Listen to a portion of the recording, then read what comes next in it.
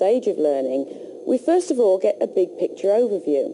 And to do that, we look at the chapter heads, we look at the title and the author, we look at the chapter heads, we look at the index, so that we've got a general idea of what the whole book is about.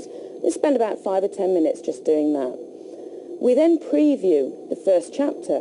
We spend about 3 minutes really going through, reading any subheadings and looking to see what information is in there. And basically at this point, you stop after the first chapter and you say, have I found anything of use? Because my time is precious. You know, if I haven't found anything in an overview and a preview, then am I going to find anything in the other 9 chapters? So you actually make a conscious decision there of whether the book is useful to you, and it's going to add to your knowledge. You don't have time to waste on things that are only what you already know. So you spend about 3 minutes a chapter if you've decided that the rest of the book is going to be useful for you. You can then sketch out in note form what you already know about each of the chapters, about the subject. That, again, about 3 minutes a chapter, 30 minutes for the book. And then ask the questions that we mentioned before over on the other board, the A, E, I, O, and U, assumptions, evidence, what illustrates this, what opinions are being drawn, and what is unique about it. Those questions will show you what you need to know about the text. Again, 3 minutes a chapter, 30 minutes for a book.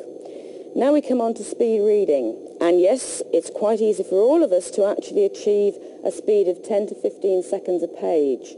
And I encourage you to look at speed reading, because basically the way we've all been taught to read is to vocalize in our heads as we read the words. Now that means we stop on each word and we focus. It means that the brain, which works at far faster than that, gets bored, so it back skips, it wastes time, it wanders. If you teach yourself how to speed read, and you can achieve quite easily at least 2,000 words a minute, because your eyes work quite happily at that speed, scanning the pages, you will find the key words that you need to know about are there, and you will focus in on them. It actually stops the brain getting bored, so you're more effectively reading. And you can achieve this 15 to 20 seconds a page and really, get the information that you need without the wasting of time that the vocalization causes in the brain. 15 seconds a page, about 8 minutes for a chapter. That means you've spent about 80 minutes on the book. We then go on to step 6, which is the afterview. Now, during your speed reading, there will have been sections that perhaps didn't quite gel as you went through. These are the more difficult ones, and we would recommend that you go back in this afterview and actually read that paragraph out loud, because you're actually then hearing it as well as seeing it and saying it. We're adding more senses every time we do this. So difficult paragraphs, spend about 10 minutes a chapter doing this. We then make notes. You're actually turning what you've read, the information, you're converting it now into notes at 10 minutes a chapter, about 100 minutes. And then probably the most important thing when you're learning is a review cycle. What's the point of doing all this if you can't remember what you've actually read or learned? And for a review cycle, we would just recommend that you looked at these notes that you made here for 10 minutes the next day, for 10 minutes the next week, and for 10 minutes the next month. And that way you've revisited them and you've locked the information into your mind. So here, in just 410 minutes, less than 7 hours, you've read an entire 250-page textbook. But you haven't just read it, you've reviewed it, you've re-reviewed it, you've made notes, but also you fully understood and fully comprehended it. That's the power of power reading. Now, in terms of taking notes, there's another very important technique that we call learning maps. And we've actually already introduced you to learning maps, because that's exactly what this is here. It's a unique way of making information much more memorable. And we do have in the studio audience today somebody who has effectively used a learning map in his work relationships. I'd like to ask Jerry Cohen to come up and share with us his experiences. Welcome, Jerry. Certainly. Hi. Be good. Would you please tell us, first of all, what your occupation is, what you do? Yes, I'm a global account manager for Hewlett-Packard Components Group. Mm-hmm. And how have you embraced the whole idea of learning maps? Well, I've used learning maps for different things. I found it very useful for presentations. For instance, I have in front of me a presentation that I did a period of time ago, and it was a region review. So I centralized the talk about the region review, and I had different portions that came off, that radiated off it, and I talked about each thing in turn. And the incredibly powerful thing that I learned about this is that after reviewing it and going through it, I can actually create a picture of this in my mind, and I can therefore go to a section and see it in my mind, what all the things I'm going to talk about, what all the key elements are, and the order I'm going to talk about it in. Right. And I see you've used different colors as well. So how important was that? The different colors aren't really essential, but they do help to distinguish it a little bit better. And how do you find this kind of learning, keeping notes, is different from the old-fashioned linear methods, I guess? Yes. In the beginning, I really didn't see what, just by reading about it, I really didn't see what the difference was. When I actually started using it, I found that it made a tremendous difference. I found that I can visualize the sequence of events. When I made notes, I could then put another note right in the exact spot. If you did it in a linear fashion, there's no room for adding it. Everything is in a sequence of what you went through, but not necessarily in an organized way. And this is a very important point, because for learning to become truly memorable, you actually have to implement it and put it into effect. And this is something that you've now shared with other people? Yes. In fact, I've given these techniques to people in my group, and they've used them. Some of them are in the audience there. Great. And they've used them and different things as well. Okay. Thank you very much, Jerry. Okay. We appreciate it. Okay. So there you see what learning maps are all about and how they can actually be applied into the workplace very, very effectively. It's a true way of learning, using all of our senses for learning. So how do we actually build a learning map? Basically, we find out what the core idea is, and we put that in the center. So we build up from a core, and each subject will have a branch. And on a learning map, maybe the first branch is, what are we going to record? We're going to record ideas. So we just put a little branch for ideas. You don't record great long reams of words. You're actually recording ideas. And the ideas will be recorded in just maybe keywords, so that one word will trigger the memories and you'll remember everything else. Now, you might actually record in pictures if you're a good artist. If your brain thinks that way, you might start drawing your whatever it is you're talking about. I've got a nice little house there. Or it could be you're drawing symbols where you've got big arrows going from one thing to another, where it loops and joins up information, things that aren't even possible on linear maps without really getting completely lost. You might then have another section which says, well, what can we use them for? Jerry's used them for presentations. Anything that you have to write notes for. So it could be for meetings, to actually record ideas from meetings. Brainstorming is another wonderful way, because you can go back to add information later as it crops up, and yes, it's related to that, or it's related to something else. Colour is very important. The visual memory is very, very strong. And this is why learning maps work, because instead of having 6 pages of notes, you've actually got all your notes on one page, and you almost take a photograph of it with your brain. And if you're trying to learn from it, and you're redrawing a map, your brain will be looking for what's missing. So you might have, on the original one, had 3 legs, and you think, that part of the subject I've completely lost. That's where I need to do some more work, because your brain is in tune with this sort of learning. A brain cell is very much like this. You've got a center, and you've got all the connections coming out from it. So we make it as memorable as possible, and we use a lot of colour.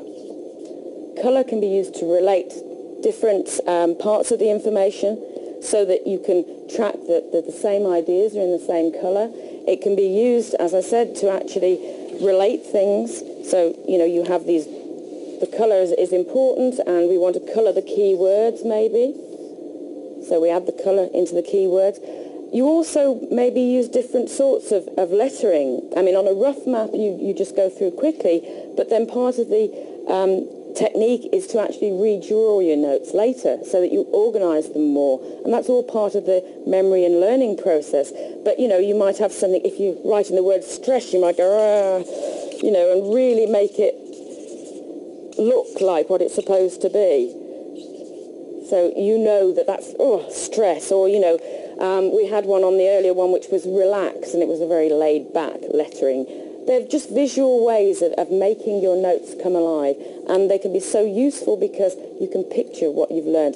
And the old saying is, picture's worth 1,000 words. This is definitely a way that we would encourage you to try, because like Jerry said, once you've tried, you really do realise how useful they can be, and you end up using them in preference to any other method of taking notes. So we each have a preferred individual learning style. We really have a combination of intelligences. What accelerated learning does is it helps you identify what you're good at, and it also identifies the things that maybe you want to work on, so you can embrace all of the different intelligences. Learning must never be passive. You have to be doing something as you learn. And this chart, I think, really tells a story. On average, we only remember about 20% of what we read, 30% of what we hear, 40% of what we see, and about 50% of what we say. But the single most effective way to learn is to physically do something, to be actively involved. But that still only results in about 60% recall. However, if we can see it, if we can hear it, if we can say it, and if we can do it all together, then we can increase that recall to 90%. Multi-sensory learning really pays dividends. I remember I once asked a group from an insurance company to write down the individual processes involved in dealing with a claim.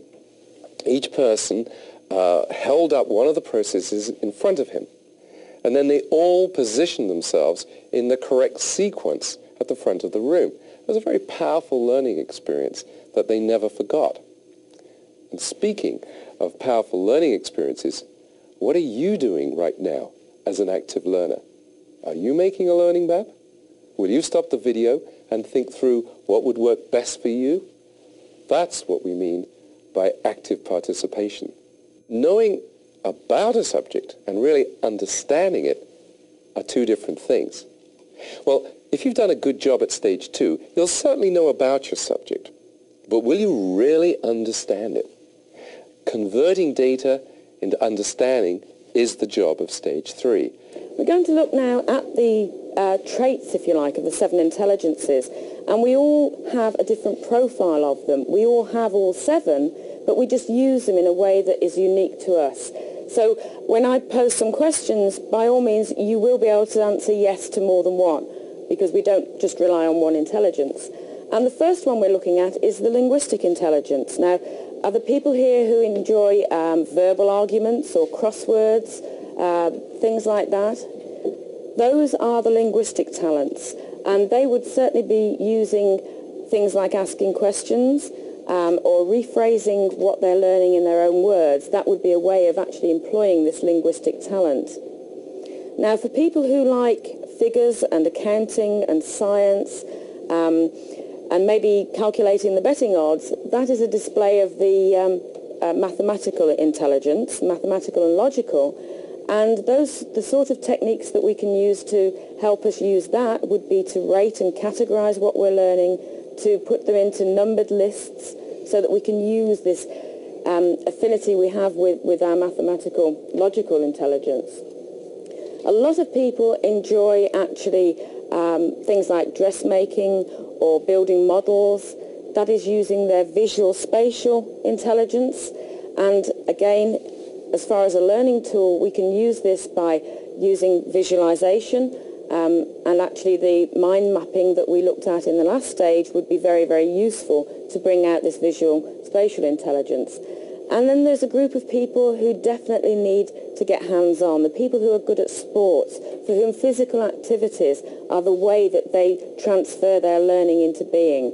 And they're the sort of people who would definitely need to be involved in actually learning, in experiments, in demonstrations, really working through and getting their hands into what they're actually learning about. Are there any people here today who are good at music? You play the piano, play the guitar, and many other of you are also good at music. You have a good sense of rhythm. You can recognize a tune. You're musically talented as well. And what you should do is you should have pleasant music playing in the background when you're learning.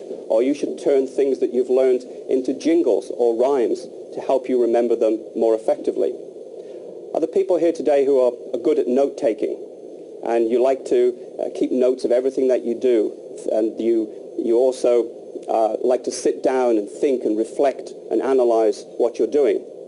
You would have an intrapersonal intelligence. So you should make sure that in any learning situation, you allow for quiet time so that you can afterwards sit down, work out what went well, what could have gone better, and so how you can apply it in the future. Are there people here who like working in teams? You like working with other people? Maybe you like helping other people or teaching other people. You would have an interpersonal intelligence. So you should make sure that the learning experiences for you is something that you do with other people. So you can share and compare notes with other people, and you will be much more effective in the learning process. So as we've mentioned before, the whole idea of having a fixed IQ, an intelligent quotient, has gone, been thrown away, because there really are now at least 7, maybe even 8 different kinds of intelligence, and we all have a combination of each of those intelligences. So in the old days, what we like to call old-fashioned learning really was principled on the 2 intelligences, linguistic and logical mathematical. It really just gave you a one-hit, a single chance of learning. But today, we're talking about a multiple chance of learning by exposing to you the benefits of learning using all of these different intelligences.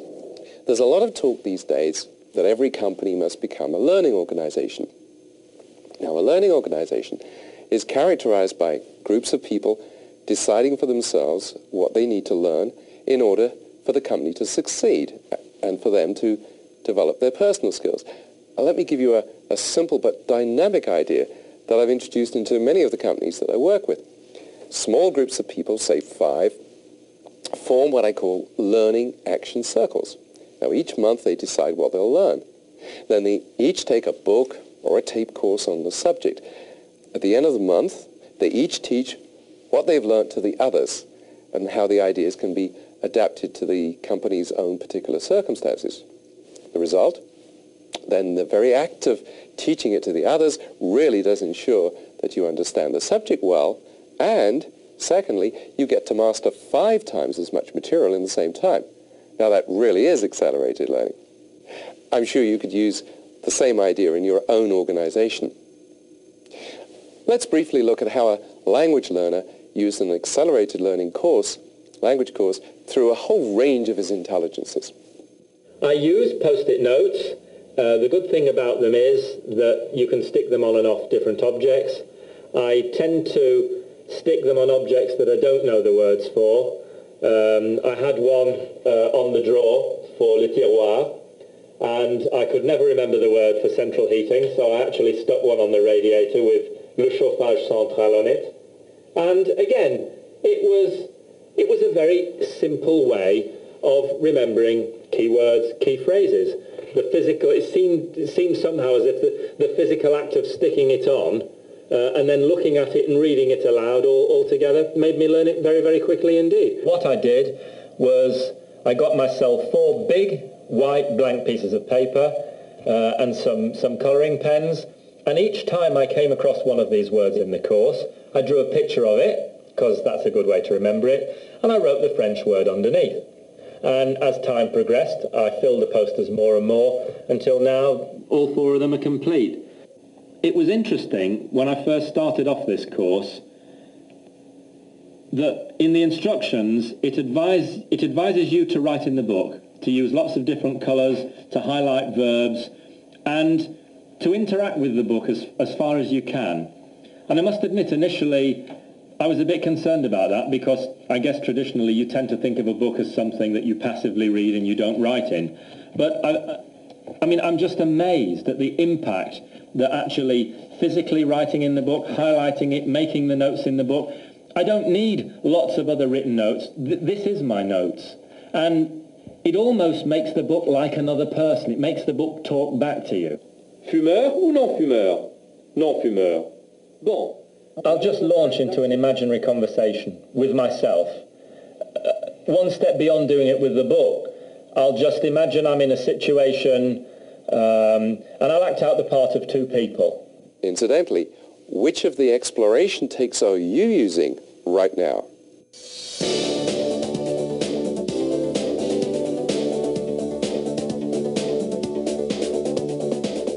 Let's now turn to stage 4. You've really learned the subject. But how do you make sure that you remember it all long term? Let's look at some excellent memory strategies. We're now looking at stage 4 of the learning process, which is memorizing the key facts. And basically stage 2, which was getting the facts in the right way to suit you, and then stage 3, spending time exploring it with these 7 or 8 intelligences so that you truly understand what you're learning, is all a waste of time, quite honestly, unless at stage 4 you can actually remember and recall when you actually need to use that information. Now, we all have excellent memories, believe it or not. Let me just test you for a moment. Imagine that you're in the kitchen of your home. Can you see it? Can you see everything that's there? You know where the oven is situated. You know where the refrigerator is situated. You could probably see the color of it, whether it's black or green or that ugly yellow that they have sometimes. You can see where the coffee machine is. Maybe for you, thinking what your kitchen is like conjures up a smell of the coffee that's brewing in the morning. But you can each picture in your own mind's eye exactly the layout of your own kitchens. You've seen it, you've remembered it. The important thing that we need to do is take in the information and transfer short-term memory into long-term memory so that then you can trigger it and you have it, something you can use forevermore. Jane? One of the fundamental things in memory is, it may sound crazy, but the first thing you have to do is actually decide you're going to remember. Make a conscious effort and say, yes, I'm going to remember this. That is the first thing to key up the brain ready for, I'm going to make a memory here. And I like to think of making a memory, if you like, as almost forging a path through the forest. The first time you go through, you part the trees, you struggle through, you get to the other side, and you look back, and nobody would ever know that you've gone through there. There's not a path defined through that forest.